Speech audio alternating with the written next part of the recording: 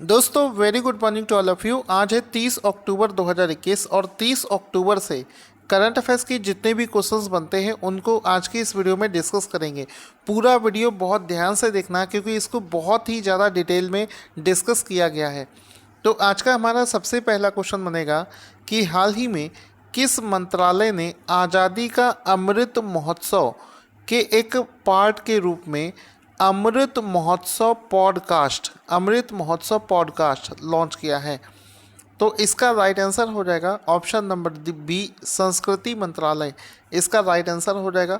यहाँ पर एक टर्म यूज़ हुआ है पॉडकास्ट। पॉडकास्ट का मतलब होता है कि किसी चीज़ का ऑडियो प्रसारण, मतलब अगर आप सिर्फ ऑडियो सुनेंगे तो उसको पॉडकास्ट बोला जाता है। तो इसमें क्या होगा, भारत के आज़ादी, किस तरीके से भारत को आज़ादी मिली, तो ये सब प्रोग्राम वहाँ पर लॉन्च किए जाएंगे। तो संस्कृति मंत्रालय ने इसको लॉन्च करने की घोषणा करी है। आंसर ऑप्शन नंबर बी सही हो जाएगा। अब इसमें आप देख सकते हैं अमृत महोत्सव पॉडकास्ट, ठीक है। और इसमें जो इसका पहला ऑडियो सेशन होगा उसका नाम होगा जरा याद करो कुर्बानी, ठीक है। जरा याद करो कुर्बानी मतलब अपने शहीदों की कुर्बानी को जरा याद करो। साथ ही साथ में इसको लॉन्च किसने किया है? इसको लॉन्च किया है यूनियन मिनिस्टर जिसका नाम है जीके रेड्डी। तो जीके रेड्डी ने इसको लॉन्च किया है।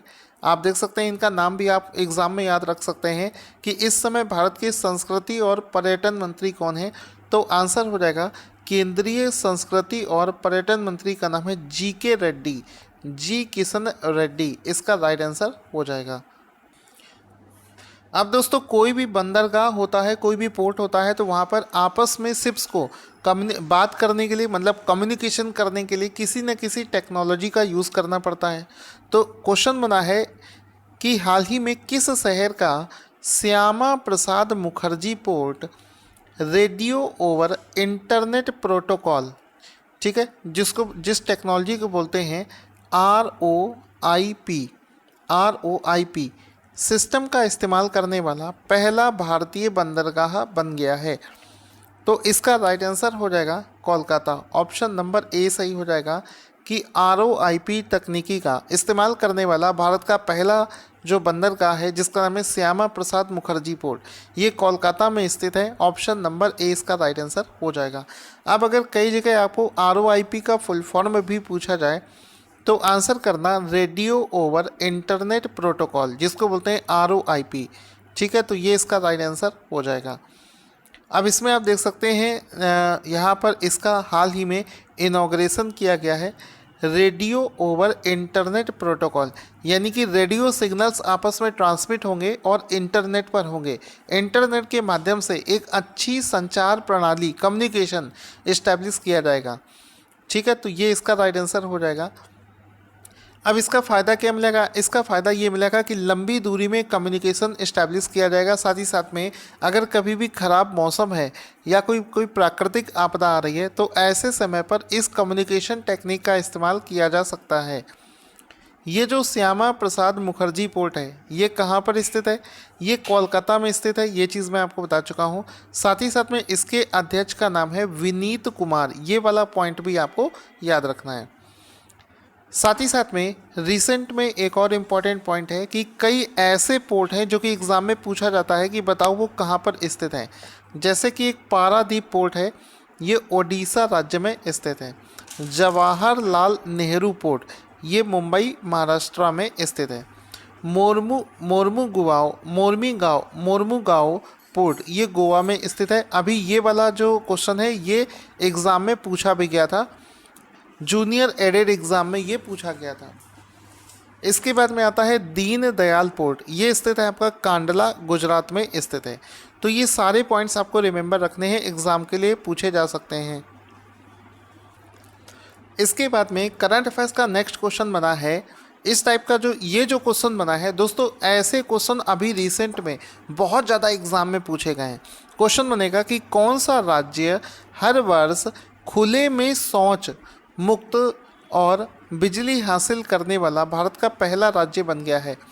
मतलब ओपन डिफिकेशन फ्री मतलब जहाँ पर खुले में शौच कोई भी व्यक्ति नहीं करता हो, शौचालय पूरी तरीके से बना दिया गया हो, तो ऐसा कौन सा राज्य बना है? आंसर हो जाएगा ऑप्शन नंबर डी, गोवा। तो गोवा इसका राइट आंसर हो जाएगा। ये इंपॉर्टेंट क्वेश्चन है। अब इसमें देखो क्या चीज़ पढ़ेंगे, ये देखिए मिस्टर अनुराग ठाकुर का ये ट्वीट भी आप देख सकते हैं, जिन्होंने ये लिखा भी है। ये जो ओपन डेफिकेशन है, इस प्रोटोकॉल को 2018 में लॉन्च किया गया था।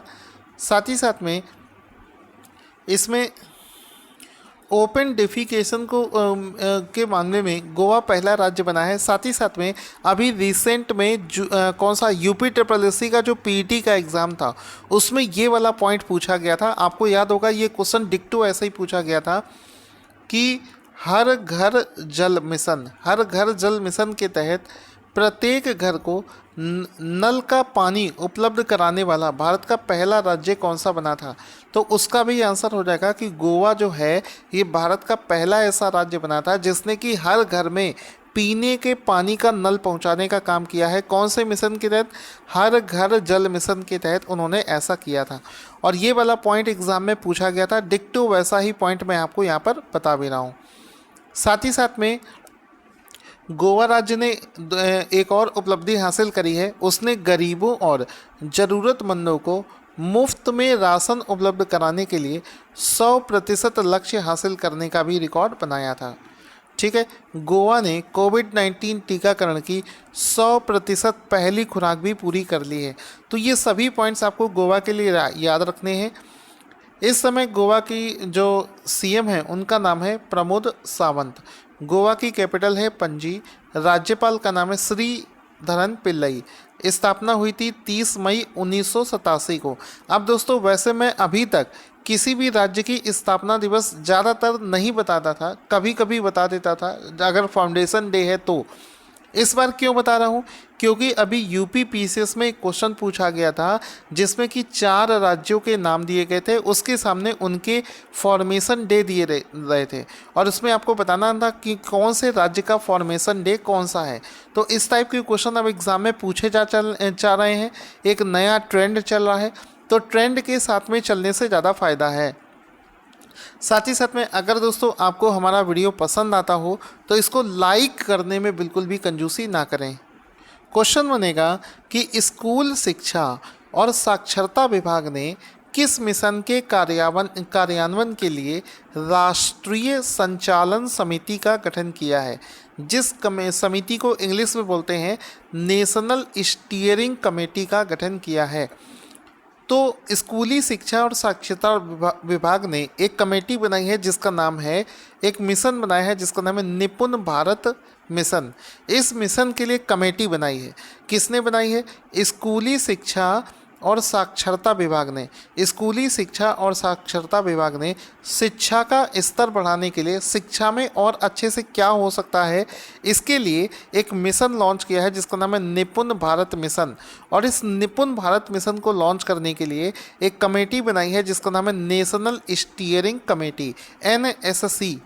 तो सारे पॉइंट्स को आप देख लेना, घुमा फिरा कर आपसे कुछ भी पूछा जा सकता है। अब इसका उद्देश्य मैं आपको बता चुका हूँ कि इसका उद्देश्य है कि शिक्षा की प्रगति का विश्लेषण करना। इसको लॉन्च किसने किया है? इसको केंद्रीय शिक्षा मंत्री श्री धर्मेंद्र प्रधान के द्वारा इसको लॉन्च किया गया है। साथ ही साथ में 2 नाम आपको याद रखते हैं। इस समय भारत के शिक्षा मंत्री कौन हैं? तो वो हैं श्री धर्मेंद्र प्रधान। इस समय शिक्षा मंत्री, राज्य मंत्री कौन है? तो आंसर हो जाएगा अन्नपूर्णा देवी जो हैं ये राज्य मंत्री हैं। आगे चलते हैं। क्वेश्चन बनेगा कि किस देश की लेखिका और फिल्म निर्माता जिसका नाम है तिसित्सी डेंगारेम्बगा, ठीक है, को जर्मन बुक ट्रेंड 2021 का शांति पुरस्कार दिया गया है? तो क्वेश्चन बहुत शानदार है, इंटरनेशनल अवार्ड पर क्वेश्चन है। ध्यान से देखना है आपको सो दैट आप इसका आंसर अच्छे से कर पाएँ।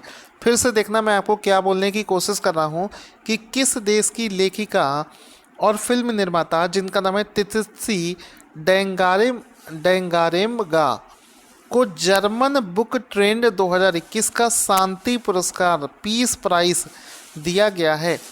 तो आंसर इसका हो जाएगा ऑप्शन नंबर डी, जिम्बाब्वे इसका राइट आंसर हो जाएगा।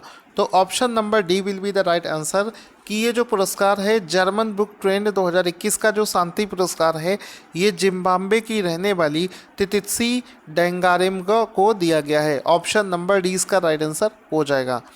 अब इसमें आप देख सकते हैं, इनका फ़ोटो देख सकते हैं और देखिए लिखा है ये इन्होंने रिसीव कर लिया है जर्मन पीस प्राइज़ 2021 को रिसीव कर लिया है।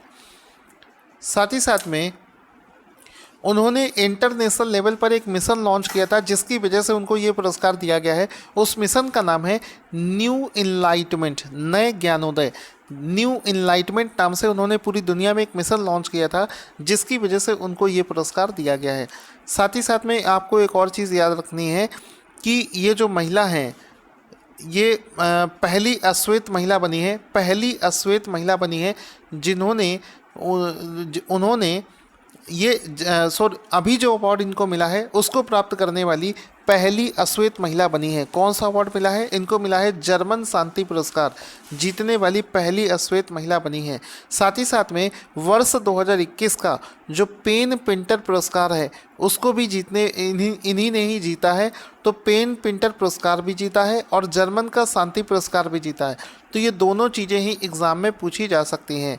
चूँकि दोस्तों ये जिम्बाब्वे की रहने वाली है तो जिम्बाब्वे की कैपिटल है हरारे। ये वाला पॉइंट भी आपको याद रखना है। हम सारे वो पॉइंट्स इंक्लूड करते हैं जो कि रिसेंट में एग्ज़ामों में पूछे गए हैं।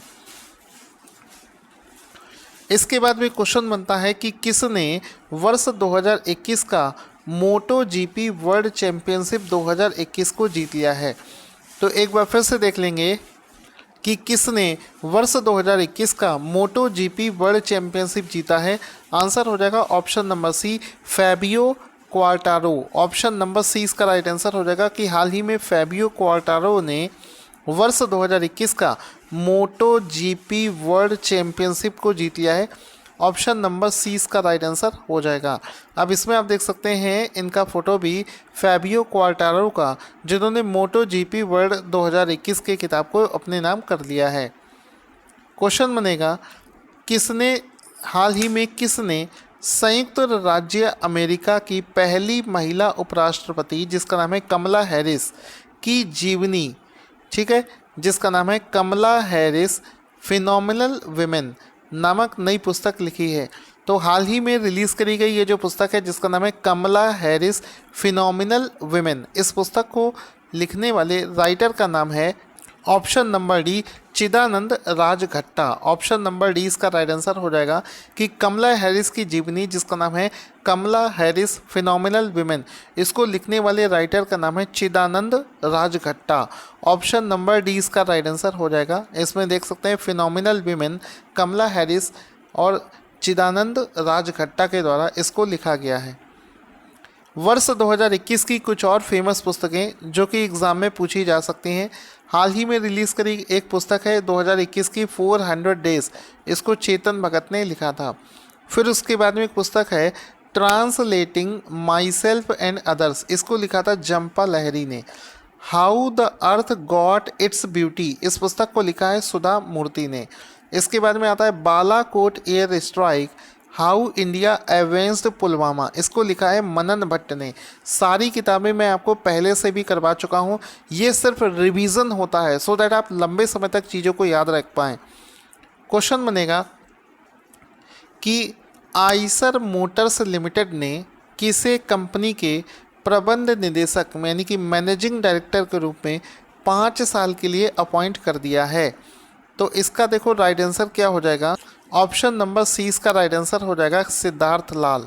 ऑप्शन नंबर सी सिद्धार्थ लाल इसका राइट आंसर हो जाएगा। सिद्धार्थ लाल इसका राइट आंसर हो जाएगा कि आइसर मोटर लिमिटेड ने किसे कंपनी के मैनेजिंग डायरेक्टर के रूप में अपॉइंट किया है। तो आंसर हो जाएगा सिद्धार्थ लाल।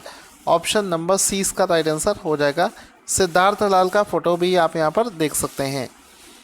क्वेश्चन बनेगा कौन सी कंपनी भारत के सबसे बड़े हरित हाइड्रोजन बनाने वाले संयंत्र का निर्माण करेगी, यानी कि इंडिया का जो सबसे बड़ा लार्जेस्ट ग्रीन हाइड्रोजन का जो प्लांट है ये कौन सी कंपनी इस्टेब्लिश करेगी। तो आंसर हो जाएगा इसका गेल। ऑप्शन नंबर डी गेल इसका राइट आंसर हो जाएगा। This is very important question कि गेल इसका निर्माण करेगी। तो इसमें आप देख सकते हैं India's largest green hydrogen plant to be built by GAIL. तो गेल इसका राइट आंसर हो जाएगा कि गेल इस प्लांट को बनाने वाली है जो कि इंडिया का सबसे लार्जेस्ट ग्रीन हाइड्रोजन प्लांट होगा। गेल के बारे में समझते हैं। गेल का फुल फॉर्म होता है gas authority of India limited. इसके अध्यक्ष और प्रबंध निदेशक का नाम है मनोज जैन और इसका मुख्यालय नई दिल्ली में स्थित है।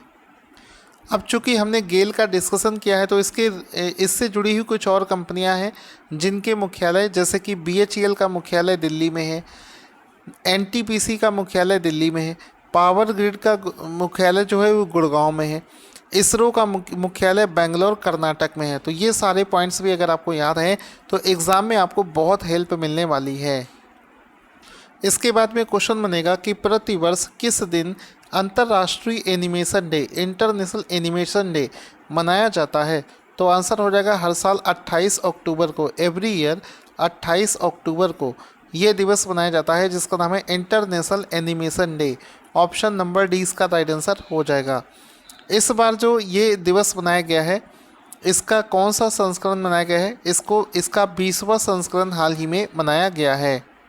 तो दोस्तों आज के क्वेश्चंस समाप्त होते हैं। आज का वीडियो जिसका आंसर आपको देना है, आज का ये क्वेश्चन है, इसका आंसर कमेंट बॉक्स में लिखना ना भूलें। Thank you for watching this video.